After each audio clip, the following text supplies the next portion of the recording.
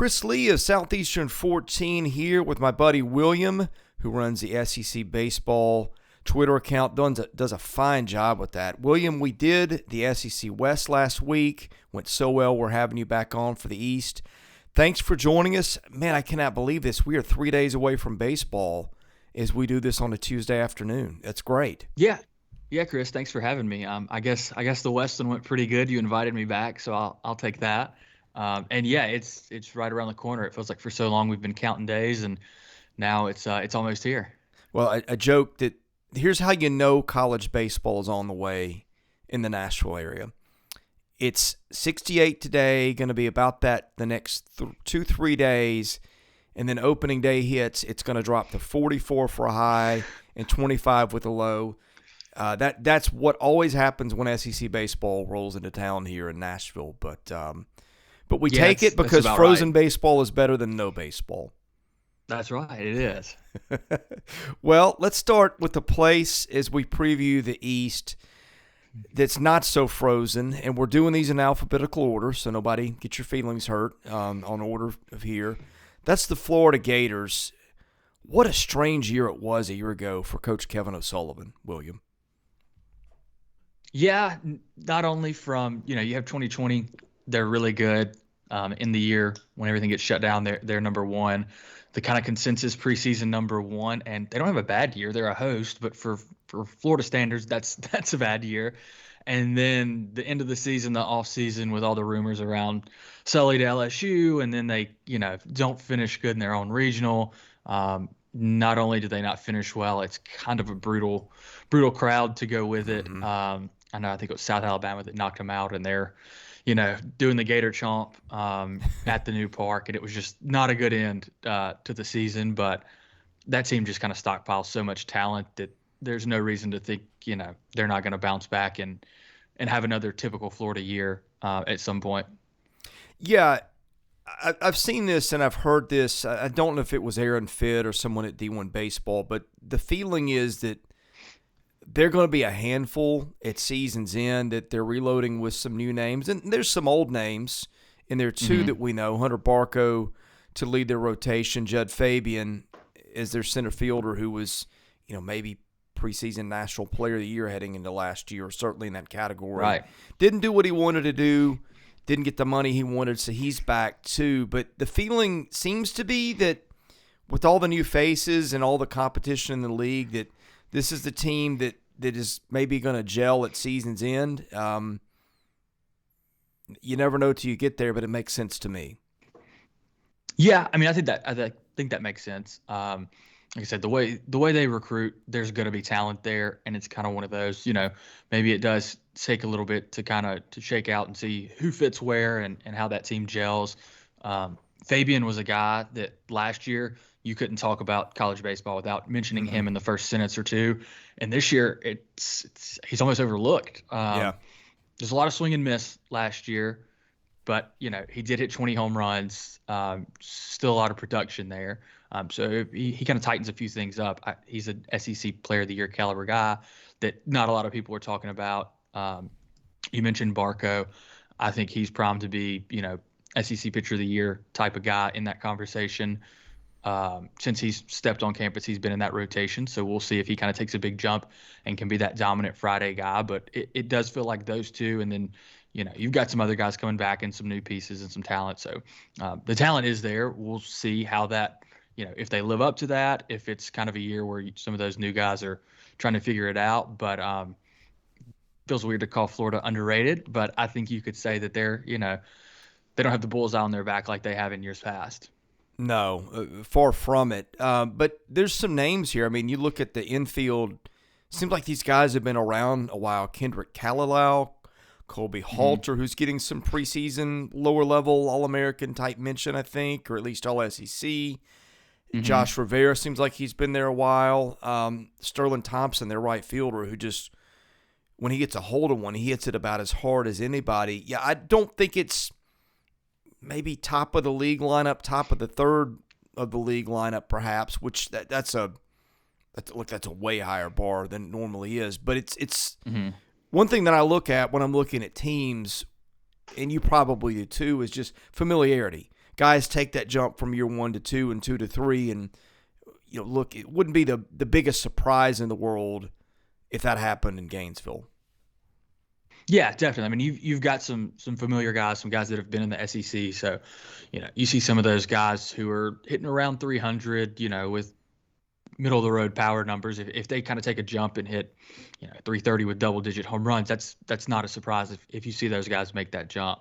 So I think it'll be interesting to see.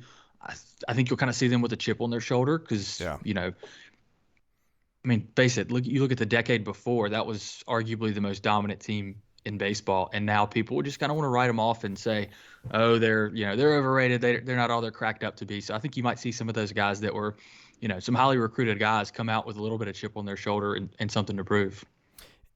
Yeah, well, two things. Florida always plays with a chip on its shoulder. There's that swag there that I think comes from the head coach. I mean, it wouldn't – you would wonder if something had happened if they don't play with that edge. Number two is the pitching. If you want to go back over the last 15 years and you say arms in this league or 10, the conversation is basically Vanderbilt and Florida.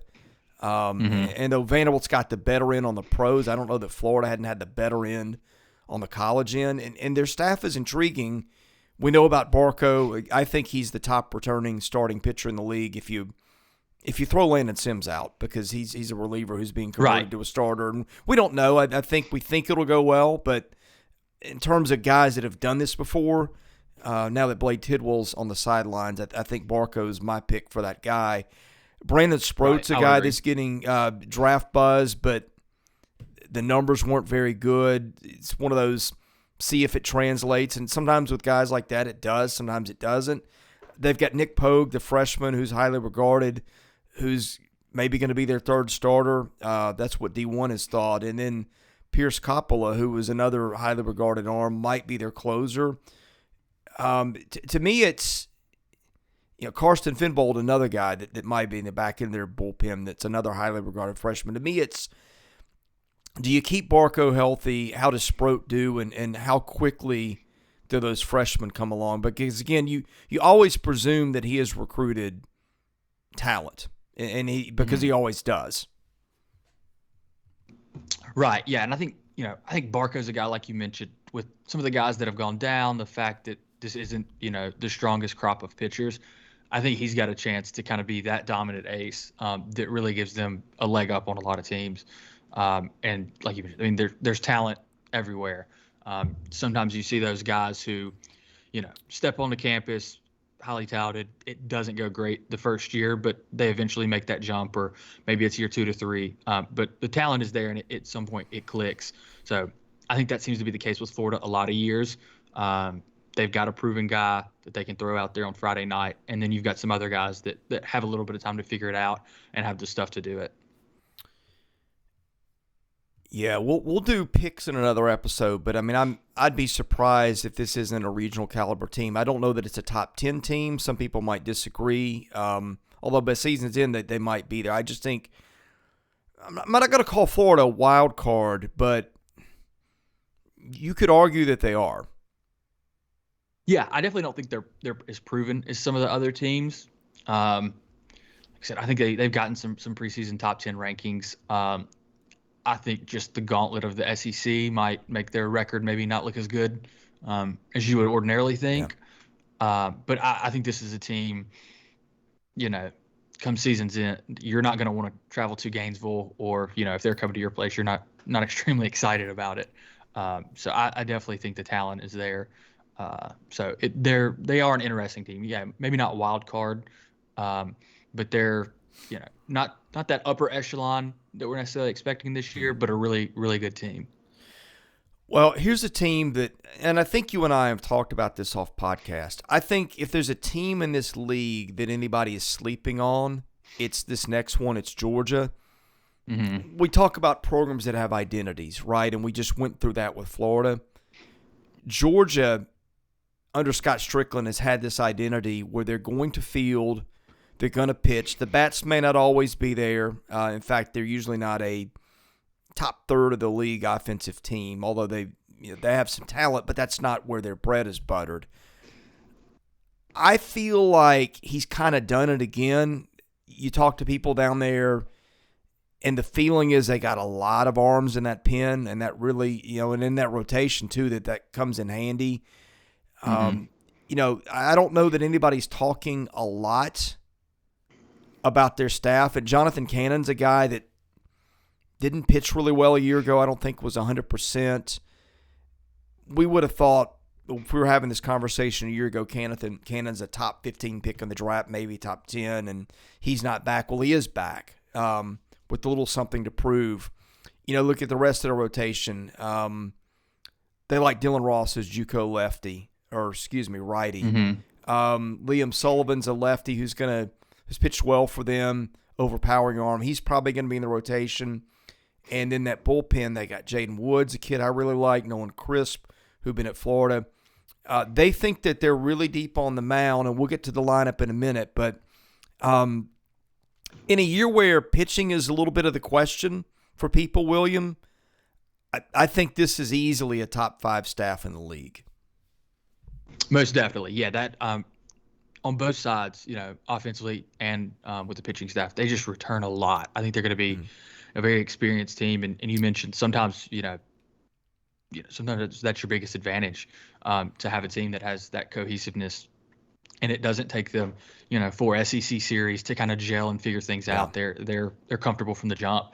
I think they've got a couple of different guys behind Cannon. They could kind of move into some of those starting roles, but the depth, the bullpen, I think they're in good shape there with a lot of arms. I know Jaden Woods, the lefty, is somebody they're really excited about. And I think they're going to have a lot of pieces, and I think they're also going to come back, with a little bit of a chip on their shoulder after last year. They go 2018, 2019, regional host, down last year. 2020 just should have been kind of the year to make, probably the best team of that stretch, and they lose it to COVID, then a down year. So I think there are some people that maybe, 2019, since Georgia's been really good, but that doesn't mean, this isn't a program trending in the right direction with a chance to be really good this year. Well, the bats, when you have the conversations of the top hitters in the league, these guys aren't going to pop up. But, I mean, there's some dudes there, William. I mean, you got – and that's the thing. You look across that lineup, there's continuity. Josh McAllister missed some time to injury at third last year. He was really good when he played. Corey Collins, their left-handed hitting, I think he DH'd some and was first base at times. Really is a guy that looks the part physically, got a lot of power. I think he's going to be one of the sleeper hitters in the league this year. Connor Tate, I've really liked as a left fielder. Again, big kid with a lot of tools. His brother Cole is the shortstop. He's back. Corey Acton from Florida is their second baseman. Chaney Rogers is back at first. Fernando Gonzalez is, they platooned at catcher last year. He got more at bats than the other half. He's back. I mean, Ben Anderson, their center fielder, who is drawn the Brett Butler comps in terms of style. Not really hit much, but these are names we know. And again, Georgia's always going to field. And I think this is the quintessential. Everybody comes back for another year, and everybody takes a step up. And I just think that I'm not saying Georgia's going to win the SEC or even the East, but I think that the floor on this team is really high, and I think the ceiling might be really high too. Yeah, I think that's a really good way to put it. The floor is really high there. I think they lose one starter from last year, and anytime you do that in this league, especially in a year where there was so much turnover, there's not a ton of proving pitching. I think that lineup that's experienced, you have all those guys that hit over 300 last year that are gonna, probably make a jump. You mentioned, I think Connor Tate is really, really good. I think he's got a potential to be the outfields in the SEC are loaded this year, but he's a potential all SEC, first team guy, I think, at the end of the year. And then to go along with that, it's not like they're going to have to score, 12 runs a game like some of these great offenses are, because they've got a good pitching staff to go with it. So I think they're really, really balanced. I think they're going to be pretty veteran team, experience, and I think they're, like you said, maybe they're not in that conversation with the Arkansas and the Vanderbilts, but I definitely think they're going to be a really, really, really good team that maybe doesn't get all the attention because they're not the blue blood. They're not the top five team or anything like that. But I think it's going to be a really, really good team this year. Have you ever been to a game at Foley Field? I have not. You need to. I know they've got the guys out in Kudzu Hill, Yeah. the out in right field. I know I've seen all the Georgia fans on Twitter just keep clamoring, especially after 2018 and 2019, asking for more seats, more seats, more seats. So I hope to see that soon. But I'd love to get out there and catch a game. It's a beautiful backdrop, the pine trees. I mean, it's just Very it's not a cutting edge stadium, but it's a nice park. It's just I love every time I'm down there in Athens. It's been a few years, but that's on the short list for next road trip for me if I can get back. But I'll tell you another place I've been is Lexington. Speaking of cold, every time I go to Lexington, it's cold. And there's another program. I remember going there. Oh goodness, and it was about, I don't know, it wasn't even early in the season, I don't think, and it was night game and right at the freezing mark. I don't know how you play ball in that, but they managed. But Nick Migione's done a really good job there. That's a hard place to win. It's a strange ballpark. This is a program that's had its ups and downs. Kentucky not really known as a baseball school, yet about once every 10, 12 years they pop up and win a league title. It's just the consistency for them has been the hard part. Yeah, I think you hit the nail on the head. That's a really tough job. It's really unique. When you're recruiting kids, it is colder there than just about everywhere else in the SEC, and that makes a difference in baseball, especially early in the season. They're one of the teams you'll see go on the road in the non-conference a bit more than others.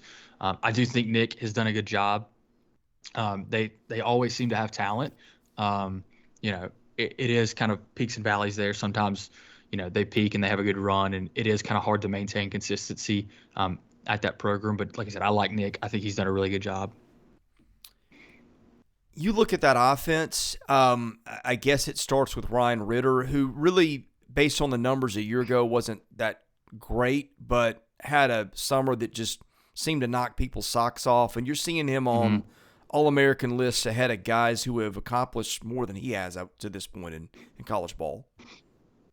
Yeah, and I know they're really high on him defensively too. I think it was D1 that had him, third team All-American. I think it was second team from the SEC coaches, so that kind of goes to show you that they think pretty highly of him. They did lose a good bit last year of that offense, because they hit really well last year. They lose their top three hitters, but they do have a couple of guys coming back this year. I think they got some transfers there. I think their entire starting outfield is going to be transfers. So we'll kind of see how you plug in those guys and how they play. I know they got Hunter Jump from Arizona State, the outfielder from Hawaii, and they got John Thrasher from Hartford. I think those are guys that they think they can plug in and kind of fill some roles. So I think they did a pretty good job there. But we'll definitely be interested to see how they do offensively. Probably not going to be quite as strong as last year, but I think they might make up for a little bit of that and be a little bit better on the mound. They got the best name in the league too. See if you can spot it. Uh-oh, you didn't let me know. I didn't. I threw one on you, didn't I? They've got a lot. Which one are you going with here? I'm going to go with Alonzo Rubalcaba. Okay, yeah, that was the first on my list because we had it broken down by position. But I threw the all name at you without any warning. So yeah. But that is a solid name. Glad you tackled the pronunciation before I had to. Yeah, we had the joke last year about have you ever spotted one of those in the wild and all that. I love that name. But pitching, not a lot of known commodities, but one guy that I think was kind of underrated last year, because I think this is always underrated in baseball. The guy that can give you 6 or 7 every time out. It may not always be pretty, but if you can do that on a Friday, it saves your bullpen. Cole Stupp is, I think, one of the more underappreciated pitchers in this league. I don't know that he ends up winning an ERA title or anything like that, but to be able to do what he's done and give them the innings he's had, that's a good starting point on a Friday night where, frankly, other than maybe Florida, I don't know that anybody's got one of those. Right, especially like you mentioned with what's happening across the league. There's not a lot of returning proven guys. So, you know, if you do have that guy that can get you, six every Friday, not only does that help you on Friday night, that helps you because your bullpen didn't have to go seven and a third Yeah. on Friday night. So I think that sets them up pretty well. Um, he was good last year. Nothing, like I said, nothing elite. But given where we are in the league, I think that gives them a pretty good advantage there. And they do have a couple of other pieces as well that I think they feel a little bit better about than maybe last year. So, and you had a lot of freshmen last year, so that pitch. So a lot of times you see those guys make a jump. Yeah, I mean, the other thing is that they do have names that you know from past years. I mean, Seth Logue, Sean Harney, Daniel Harper, Mason Hazelwood. It seems like he's been there a long time. Again, that's one of those things where sometimes it clicks, and like if it does for Kentucky, I think it's because they have a lot of those guys back, whereas you have some teams in this league that may not have as many returning arms as they're going to have. Yeah, most definitely. Like we've hit on it a couple of times. Sometimes just having those guys return and having a little cohesiveness there can mean a lot. And like we said, Kentucky, they're not the blue blood program that you think of, but you turn around and every few years they're exceeding expectations Yeah. at a job where it's kind of hard to do that. So I think this is a team that do they exceed expectations? That remains to be seen. But I think they have the pieces that, if they do, it won't be like, oh, who are these guys? Where did that come from? It's like, okay, wow, they made a jump. That's solid. They at least have guys that you can hope and expect to see some of that from. The other team that's kind of in that category is our next one. It's Missouri, and this is a program that sometimes joining this league just makes you stronger. Sometimes it breaks you. That seems to be the case, the latter for Missouri, because this was a program that was going pretty regularly to the NCAA tournament in Big 12 days, and Max Scherzer pitched there and Crow pitched there. I mean, they've had some nice tradition. The SEC has just turned out to be a meat grinder. I thought a time or two Missouri deserved a spot in the NCAA tournament, which it didn't get. When you don't get there, that makes your recruiting harder. We talked about the cold weather. I mean, this is a tough job for Steve Beazer, and I think last year was a really tough year. Like, I think there's some chemistry issues on that team last year that they feel like that even so some of the names you knew a year ago are gone, that the pieces might fit better this year just because of better chemistry. So we'll see how it goes, but that's always a tough job. But there are some guys on this team I liked. Torrin Montgomery at first is a kid that in any other years probably getting some All-SEC consideration. He hit well for them. I mean, they had their moments. The state series last year was the one that we're all like, where did this come from? But they feel like maybe they found some things in that series last year to take forward. Then, of course, unfortunately for Missouri, the losses had piled up. There wasn't any chance to go beyond that because the season was soon over. But the hope in Columbia is that they found some stuff at season's end, and so we'll see how that goes. Yeah, and I think you're right. I think this is arguably the hardest job in the league. They've had some talent. They've put together some teams. I think it was 18 or 19 that they were so close, and then I think they got swept in one of the last weekends, and that was kind of what kept them out. I think they have done a good job given what they have, but it's just you've got a couple of guys, but it just feels like they don't typically have the depth that the rest of the league has, and kind of that gets exposed the further in the year they go. But they, like you said, they do have talent. They got DeSantis, the Florida State transfer. I think he started for 2 or 3 years there. The stats haven't been great.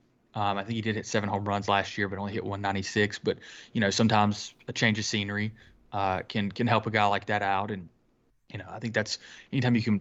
If you're starting at Florida State, you've got talent. So I think it will be interesting. They do return some guys. They return some pitching as well. Guys didn't have a ton of success last year. I think their 2 returning starters both had ERAs around 7. But again, like we said, sometimes it takes that next year as to when you kind of see some things click and, that ERA gets cut in half or something like that. Yeah, Spencer Miles was a kid that started for them a lot last year. He's back. They got a transfer from Charlotte who had some good moments. I think it's Mhm. Austin. I can't read my writing. Morosis, I think is how you pronounce Yeah, it. Zach Heiss I is believe that's back. correct. Jacob Cush is back. They got a couple of JUCO kids. And the other guy that I'm watching for them, he'll probably man right field, Carlos Pena. No relation to the big leaguer, but he was a highly regarded kid, I think from maybe Long Island, somewhere in New York. But that's a Okay. recruiting battle that they won that maybe you don't win a lot at Missouri. And if you're looking for like a sleeper name to watch in the league for freshman of the year, he may be one because I think the opportunity sounds like is going to be there for him. Yeah, and I think that's kind of Missouri's key. It's easier said than done, but to go get guys out of the SEC footprint and pitch them on playing in the SEC, I don't think you're going into the state of Georgia and stealing a lot of guys if you're Missouri. But you go get those guys that you know aren't in the SEC footprint and see if you can get them to the league. I think that's kind of their key to success there. Like I said, obviously easier said than done at times. The next team is a team that just was maddening at times a year ago. That's South Carolina because Mhm. I watched them sometime, and I would text with members of the media up there saying, "Am I crazy to think this team goes on a run and kind of sneaks into Omaha?" And then you'd watch them play, and they just couldn't hit. Wes Clark, who's gone, was the weirdest thing. I mean, he just would. If he was playing a non-conference game, he was good for about 2 homers a night. And in the league, he hit under 200. They just didn't hit a year ago. I thought their pitching was pretty good. And it seems to me like if you want to start with the 1-2 punch in pitching, in terms of what they've proven, you can argue, we'll get to Vandy in a minute. They've got two that are in that conversation. But to me, Julian Bosnick and Will Sanders, that might be the best 1-2 starting pitching punch in the league going into 2022. Yeah, I agree. I think it is. You do have Wes Clark last year and Brady Allen and some of those guys, and it just seemed like it was kind of live or die about the long ball. Yeah.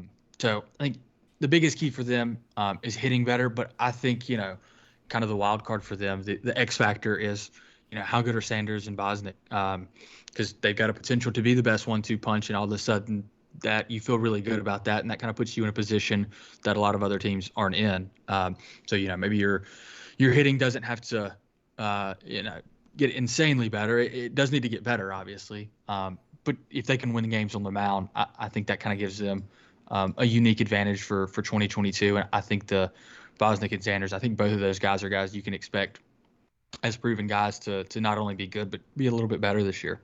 Well, I'm interested to see what James Hicks is, too. He's a JUCO kid through 90 JUCO. innings. Struck out 89, only walked 10. Well, you see numbers like that in college, that raises your eyebrows.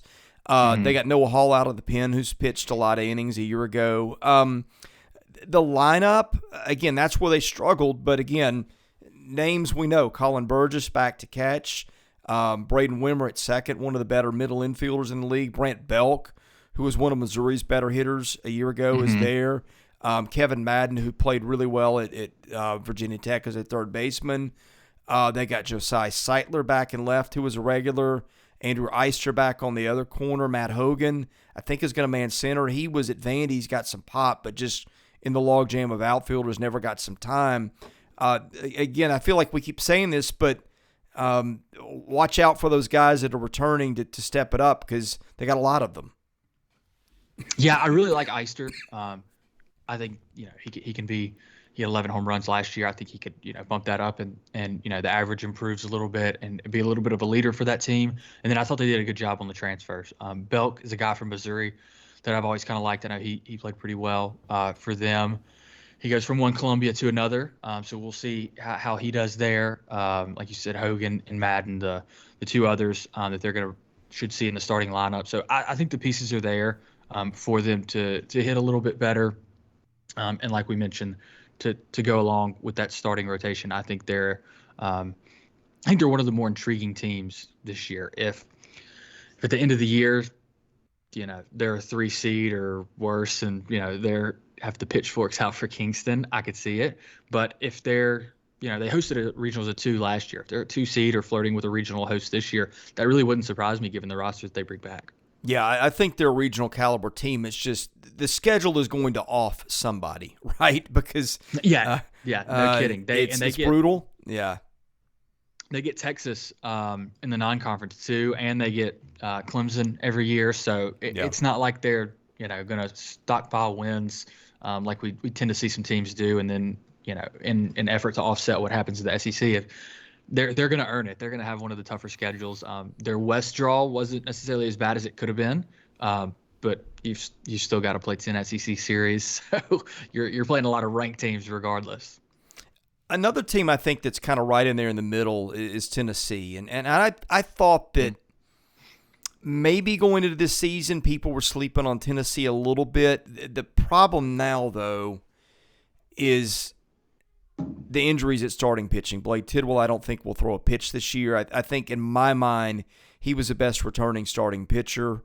They're holding on to hope that maybe they can throw him at season's end, but I think it's been described to me as a Hail Mary.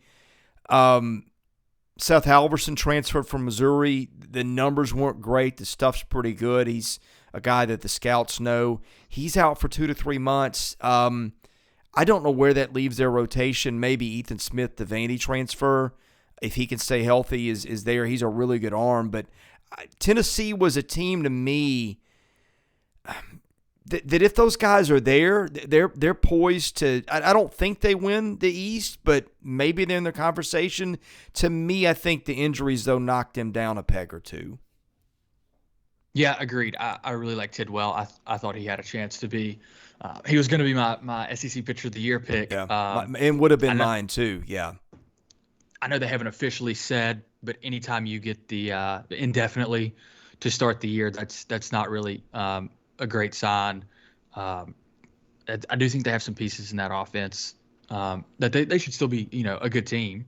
I flip-flop back and forth between them and Carolina of who I like better. Yeah. There, I'd probably lean Tennessee as of now. But like I said, I really would have loved to seen them with Tidwell. I know they get the Georgia Southern transfer, so I think they're expecting him to be a rotation guy. Redmond Walsh is back. So there's talent there. I really like Tony Vitello. Yeah. I think phenomenal coach. And I'll tell you what, last year the talk was, I mean, there were a lot of storylines, right? And it was State winning the whole thing. You had the coaching change in Baton Rouge. You had Arkansas doing what it did all year. Many, many things to follow. But I think that probably the most fun storyline, other than maybe State finally getting that title, was what happened at Tennessee, because that's a place where they have not cared about baseball, and they let you know that they didn't care. And then they kind of got a taste of it last year of seeing what we seen in this league and how fun it is, and they jumped in with both feet. And I just loved watching that from afar to see how much that fan base took to SEC baseball and appreciated it and embraced that coach and that team. That was a pretty cool thing to watch. Agreed. I think Tennessee selfishly is a team that I want to see be really good, because that fan base, the way they latched on to Vitello. Tony Vitello's got a great personality. That team last year had a great personality. It was easy to kind of be the us against the world and really get you to buy in. They were brash. They were really good. Yeah. Played an exciting brand of baseball. But I think if you can get that fan base to latch on to baseball, I think that's great for the sport. I think it'll be really interesting. I'm curious to see, because last year they were the team that kind of had to prove it. It seemed like even as we got late into the year and it's like kind of clear that this is going to be a national seed, there were still some people who weren't buying in and like, okay, are they really that good? Yeah, and to those people, I would say, were you watching them? Yeah. So I think it'll be interesting from them last year to go as like the underdog, very chip on their shoulder, willing to fight anybody anywhere, to now they're the Omaha team that's people are circling this year. How do they handle that? given the guys they've got back in Tony Vitello, I don't see them backing down by any means. No. But I think that'll be fun just to kind of see how they do this year, because it is a little bit different than how it was last year. They do have some guys back offensively. Gilbert and Beck in the outfield. Evan Russell is going to catcher. I think he'll, from what I've heard, he's done pretty well there. He hit really well last year, so I'll be interested to see kind of how he makes that transition. But I do think they've got some pieces in the lineup that you feel good, that kind of anchor them, and should make them a pretty solid team again this year. Yeah, the issue for their lineup is I thought second, third, and short, they were maybe as good as anybody in the country. Those guys are all gone. Last year. Rucker at third, Ferguson at second, and the Australian kid, Liam Spence, who was very underrated all year, and just an on-base machine. They're gone, and some of their kids, Steenstra, Lipscomb, Lawson, it played a little bit, not a lot. Luke Lipsius is back at first base. I think he's been there since the Clinton presidency almost. I think so. Which is nice. That's a good. Seriously, I do think he's in his sixth year, maybe. But that's good to have that. And we talked about their pitching, and I said, hey, I'm not as bullish on them because of the injuries, but let's look at what they've got. I mean, Redmond Walsh is a really good lefty out of the pen, high-volume guy. Camden Sewell, same thing. Threw a lot of innings, was really very durable. Him. Yeah, I do too. Kirby Cannell, who was one of the better closers in the league till he hit a little bit of a patch, doesn't walk anybody ever. Matt McLaughlin, who I think he was their midweek guy, put up really big numbers. $1.83 ERA, 34 innings. They do have a lot of guys back. Ben Joyce is going to be very intriguing. He's a JUCO kid that throws, I think, about 100 miles an hour. Now, where it's going, I don't know that everybody knows. But, again, they do have some arms there. Frank Anderson has done a terrific job as their pitching coach. When he got there, they didn't have much talent. And I think that they were able to piece together a competitive team in spite of it. So even though the top end of that rotation isn't what we'd hoped it would be, there's enough there. Chase Burns in their rotation, highly touted freshman, could have signed a 7-figure contract. So there's talent there. It's just how quick does that gel, and how much can they get out of their bullpen, hopefully without overworking those guys. Because I see that could be an issue if they can't get solid starting pitching. Yeah, and you hit on a guy that I'm really, really intrigued to see. Joyce, the JUCO transfer. I think I saw this on Twitter, so I don't know if this is inaccurate, but I've already topped out at like 102. I know this is supposed to be one of the hardest throwing staffs. So I think that, one of those guys, just from a content standpoint, you really hope is good, because it would be so fun to see a guy that just a flamethrower out there out of the bullpen. But like you said, there's some depth there. There's some proven guys. There's talent. We'll see. I think you hit on a good point. Can the starting rotation do enough to not overload that bullpen? Because that can bail you out, but that doesn't seem like something you can necessarily depend on weekend after weekend. It'll be interesting to see how that goes. Well, another one to watch, and shame on me for not checking before the show, but Ethan Smith, who was at Vandy and pitched in a big role on that 2019 national team, was their closer part of the year last year. Lost a lot of last season to injury. Of course, lost 2020 to, pitched a little bit. I think he made 4 or 5 starts there for them. That's one that, presuming he's whatever's going on there and he's on the roster, that's a kid who can step up and I think be a good 5 to 6 inning starter for them if he's healthy. Because, look, if you pitched for Vandy in 2019 in big spots like he did, you were doing something right. And he's mid-90s, got a breaking ball. He's one that maybe isn't on people's radar because of the situation, but that's one to watch. Yeah, I think they go to Vandy this year. Tennessee does, I believe. Do? Mm-hmm. That'll be a fun one when he's making that start. That'll be one everybody needs to circle and tune into. So it's a good point. That'll be interesting to watch. There's a little heckling that goes on when those two teams meet. Yeah, I've heard.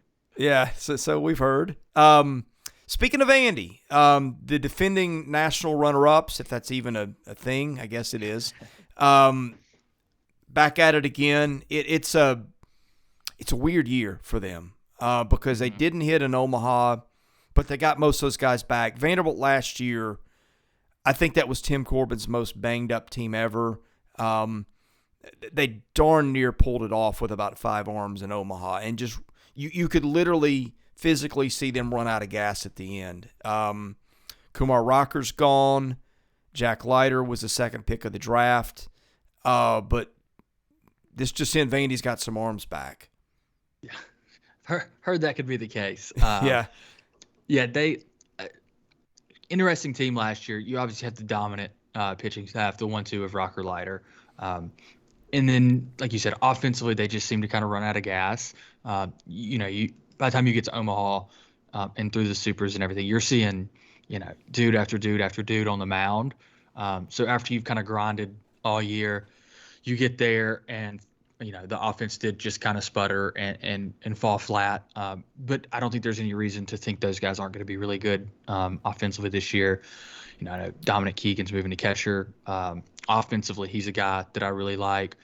Enrique Bradfield Jr. is just not only can he hit, he's a menace on the base paths. I think he's one of the most exciting guys in baseball at any level to watch. I love watching him play. Carter Young, you see flashes of it. I think he's going to make a big jump this year. I know he was dealing with a little bit of, I think it was a shoulder injury towards the end of last year. And then a guy I really like, Troy LaNeve, the DH. I don't know if I just caught like his highlight reel of games or what, but I was expecting the numbers to be better when I looked at him, because it just seems like every time I remember his name getting called, he was just he was up there ready to do damage and was just kind of wreaking havoc in the box. I really like him. I think he's a guy. I believe they're probably going to have him DHing some, so I think he's a guy that I'm really excited to see that I think could take a jump. Yeah, here's the thing about their lineup. You look at all these guys, you look at the at-bat totals, and you see some at-bats missing. I mean, pretty much their entire lineup got hurt last year. Parker Nolan, their third baseman, was the only guy that played the whole way that didn't have an injury at some point. I mean, Bradfield, I think, played all games but one maybe, and even he had, I think, a hammy issue at the end that he wasn't the same guy in Omaha. Dominic Keegan was about the hottest hitter in the country last year, early in the year, just was on a tear, and then had a positive COVID test. Tate Colwick was leading them in home runs. Hurt his handmate, first SEC series of the year. I think hit one bomb the rest of the year, missed a month. Carter Young, once his shoulder came out of socket, wasn't the same guy, offensive or defensively. Spencer Jones, a kid, 2 years ago, and I think these are kind of ridiculous, but, you see draft forecasts a year or two out ahead. He was listed as a 1-1 guy, potential two-way player. It just didn't really go well for him a year ago. He's never been healthy. If you're looking for like a guy that hasn't done anything to come out of nowhere, pick to click, he might be one. I mean, he's a 6'7" guy who can really run. You mentioned LaNeve. Again, another kid who got his chance late because of injuries and helped. And Jack Bolger, a kid who's probably not even in their lineup right now, is a good hitter. One thing that injuries did with them a year ago is it allowed them to develop some depth and give some guys some chances. And that's one thing that I think people forget. This team wasn't really healthy most of the year last year. That lineup wasn't used to playing deep in the season because most of those guys were first-year starters. It's going to be very interesting to see just the stamina and health issue with them this year. Yeah, I think that's all really, really good points. Like I said, it seems like every year, you hear people, where'd this guy come from? Where'd Vandy get this guy? And it's like, okay, he didn't just magically, pop up and start being really good. Some of these guys do take a year or two, and, you didn't necessarily see him hit 350 last year and then have the monster season. Maybe they, whether it's depth, whether it's dealing with an injury, whether it's them being young, it does kind of take some time to get your footing under you before you see some of these really, really talented guys make that big jump. So it feels like Vandy's one of those teams. You might look through there and, they're not jumping off the page stats wise, but there's some talent there that's primed to break out. Yeah, just, that's basically the story across the league. Their lineup isn't as established as some other teams, but I think it's going to be pretty good. And of course, they always defend. They'll be good up the middle. Davis Diaz, another freshman to watch, second baseman, who's probably going to end up starting. Let's talk rotation because their pitching is really interesting. If you just say sheer talent, number of future, high-profile pro arms, they're probably at the top of the list, but they don't know what they're going to do right now. It's not been consistent in workouts. They got dudes. They got Patrick Riley and Christian Little are getting first-round buzz. I think the strike throwing for both those kids has been an issue. Nick Maldonado, their closer last year, who after Landon Sims was probably the best in-game guy in the league, just throws nothing but strikes. Has got that slider that's really good. They're talking of starting him. I'll be interested to see how that goes because I don't know who the back-end guy is if it's not Nick Maldonado.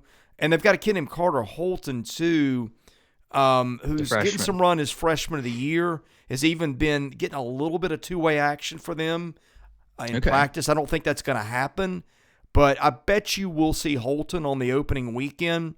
And strike throwing is an issue for the staff, and he may be their best one out of the gate as a true freshman. You got to throw strikes, and so that's a name to watch. See where he pops up first weekend because of all those arms, and they got some other ones. Chris McIlvain is one people know about. Hunter Owen is a kid who's talented, just couldn't throw strikes, especially into the season. But Holton may end up being their best pitcher. Yeah, I definitely think that's something interesting to monitor. Maldonado, I think, has been everybody's kind of go-to pick for All-American, All-SEC, everything for the relief guy. But you're starting to hear more and more that maybe he works his way into the rotation. So that's kind of one of the things and they opened with Oklahoma State, who I think is preseason number 7. So that's kind of one of the things I'm really, really interested to see is what they do with him and the pitching staff as a whole. Christian Little's a guy who was an early enrollee, he was 17 last year. The numbers don't reflect, super dominant stuff there, but I think he's a guy that, if by the time he leaves Nashville, if he's kind of, the next guy in that echelon of Vandy lore, I don't think that will surprise anybody. And I mean, to be quite honest, Vanderbilt and pitching staffs, they've kind of earned the benefit of the doubt.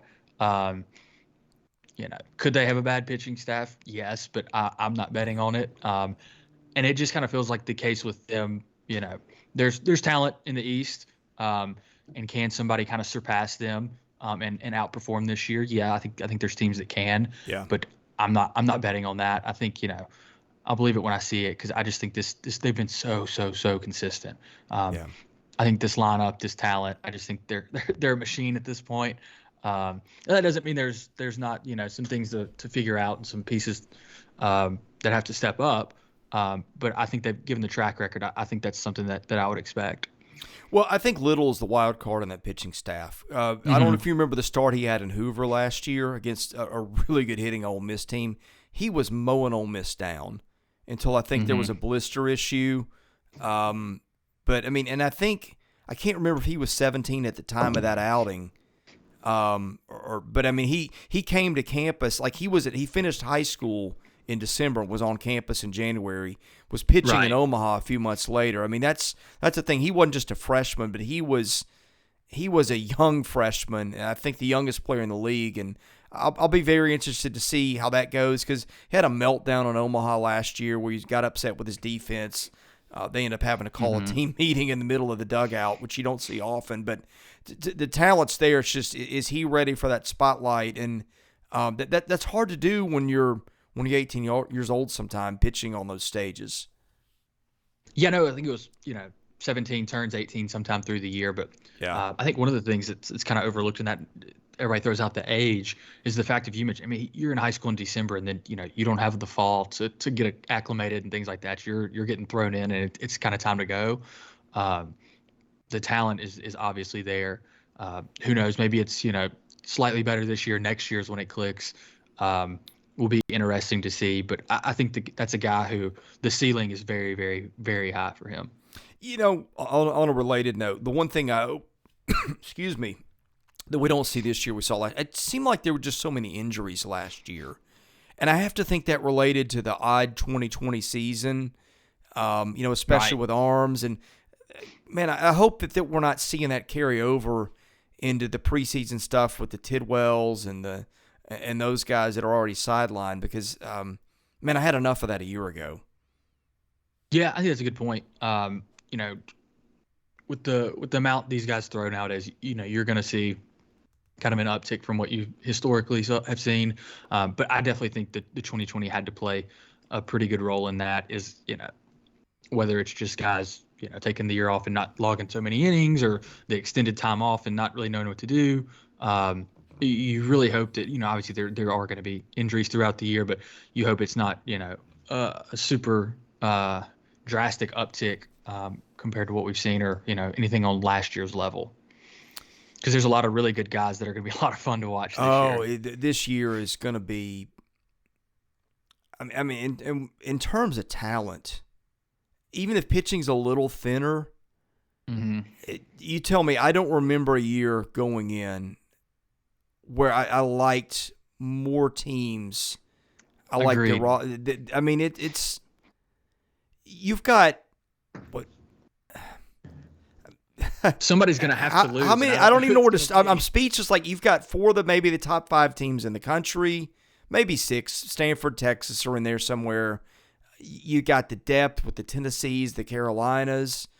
We talked about Texas A&M in the other division. They're not on the front of people's radar, but I think they're dangerous.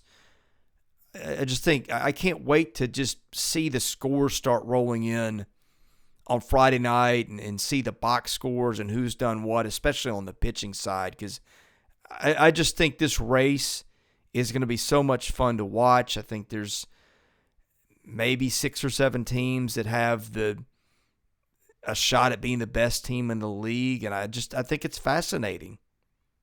Yeah, we talked about it on the West preview. I think that was the day the coaches' picks came out, and I think 6 teams were picked to received a vote to win the SEC this year. 5 of them had multiple votes. So it's definitely, offensive heavy. But you take, guys getting an extra year for COVID, the fact that more and more guys are coming to school nowadays, and the talent, just the sheer talent is pretty ridiculous.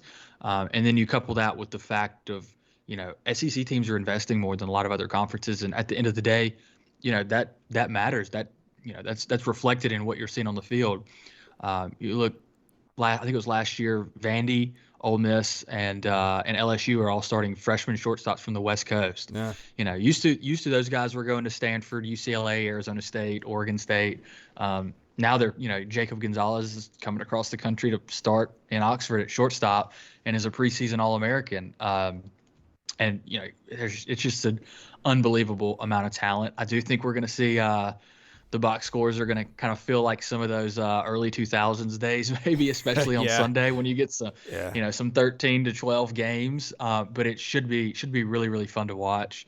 So I'm really excited. I think we're 3 days out now.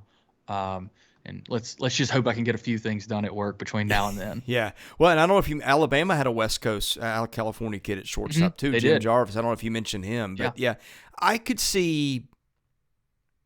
Tell me if I'm wrong. I could literally see 7 teams winning the whole thing. I could see Arkansas, LSU, Mississippi State, Ole Miss, and I could see Florida, Georgia, Vandy. Yeah, I think Florida might be the one that I'm the most hesitant on, just because of the experience thing, and I think sometimes you can bag enough losses early to where you put yourself out of the picture. But and then that doesn't even include South Carolina or Tennessee, which I think are really good teams. Yeah, I was just say Georgia and Florida feel like two that would surprise me, but I think they've got the ability. After I think Vandy's kind of the clear-cut one in the East. After that, there's a lot of different ways you could stack up those next few that I probably wouldn't argue with. For the West, you could just kind of draw them out of a hat, and I'm not going to complain. Scheduling is going to be very important in this league. It is, and I do think there's a pretty significant, tiers in terms of like those first 6 or 7, 8, 9, and then kind of the rest of the conference. But man, the top of the conference does feel large. It's just kind of a drastic between that and the next tier. But yeah, I think we're going to see a lot of really good baseball, and I think you hit on a good point. Scheduling, who do you get as your cross? Who did you draw? Do you get them at home? Do you get them away? All of that. I think there's going to be some stuff as we're coming down to the wire where there's going to be a bunch of people on Twitter that are pointing out, well, so and so didn't have to play so and so, and things of that nature. But it's going to be fun, and it feels like just another year of it kind of coming down to the wire. Yeah, the scheduling and where these teams fall in the end, that might be worth another podcast on its own. Yeah, it really is. I remember when they all dropped the SEC schedule at once this year, so I was grateful for that. And you kind of go through and analyze, who drew who missed who. And it just seems like some teams you kind of circled and you're like, oh, that's just such a brutal draw. Like you've got to it doesn't matter how they draw it up. Somebody's going to kind of get the short end of the stick there where you look and it's like, oh, well, we play, 8 ranked teams this year in SEC play, or we play 6 of the top 10 or something like that. But, when you've got that much talent, there's only so many ways you can spread it around. Well, and not just that, it's order. Like if you get 5 of them out of the gate and 3 of them on the road, then, that's a really quick way to kill confidence. Yeah, and the funny thing is that's what makes Arkansas's run last year even more amazing. Yeah, they took on all comers, didn't they? They did, and they did it pretty much all on the road. And it's like, I think I picked them 3rd or 4th, and I was looking at somebody replied to one of my tweets where I got it wrong and kind of old takes exposed me. And I was like, do people do things like that? Really? Yeah. So that's fair. But I was like, I'm sticking with my logic there. I didn't expect them to go on the road and, put up ridiculous numbers at Tennessee, at State, at Ole Miss, at LSU, or it was pretty ridiculous that run they went on. So not necessarily the end all be all, but this year definitely feels like that's, going to be pretty vital. And it feels like it, might be one of those years where the SEC winner doesn't win 21 games. Maybe you've got a lot of teams hovering around that 18, 19 win mark. To get there. So I think that's another interesting thing worth monitoring. Of all years where you could have like a 6-way tie at the top with 18 wins, it's this one. Yeah, no kidding. I think that would be worth it just for Twitter alone, just to see, people trying to figure out tiebreakers going into that last weekend. Oh, that's a nightmare. I know you've tried to do that at times, and I have too. And I just trying to throw out some graphics of like who needs who to win, and it's like, whew, this is a lot. Yeah, at some point my eyes just cross. Yeah. We'll probably be doing it again this year, given how tight things are going to be. Given the nature of how our brains work, I think that's safe to say. We'll be the guys sitting there with a napkin and a pen,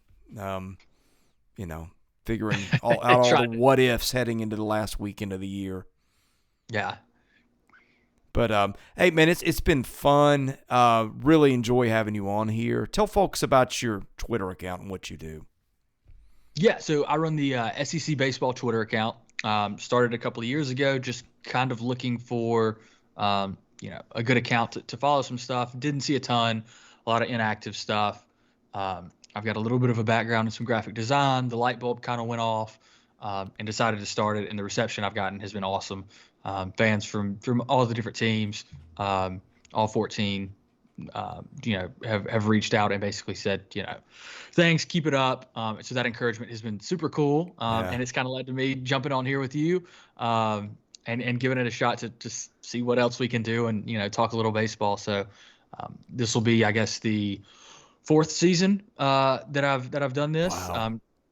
That's counting 2020 COVID year. So I don't know if that one actually counts. But yeah, so I've kind of gotten a few things figured out from like a social media standpoint, kind of some stuff people like, and just try to, more than anything, just talk ball with people online and tweet some stuff out and kind of get some engagement and people thinking and talking about baseball. And, it's grown like crazy because it just seems like year after year there's more people that are getting involved with baseball and that are getting more interested. So it's a great time to be a college baseball fan. Well, it's a great time to have you on the show, and let's just say this won't be the last. That's right. Yeah. If Chris keeps asking, I'll keep saying yes. So. Yeah. Well, I'm going to keep asking. Well, it's been a lot of fun. I've enjoyed getting to know you, and man, when you talk baseball, time just flies. We're up on an hour.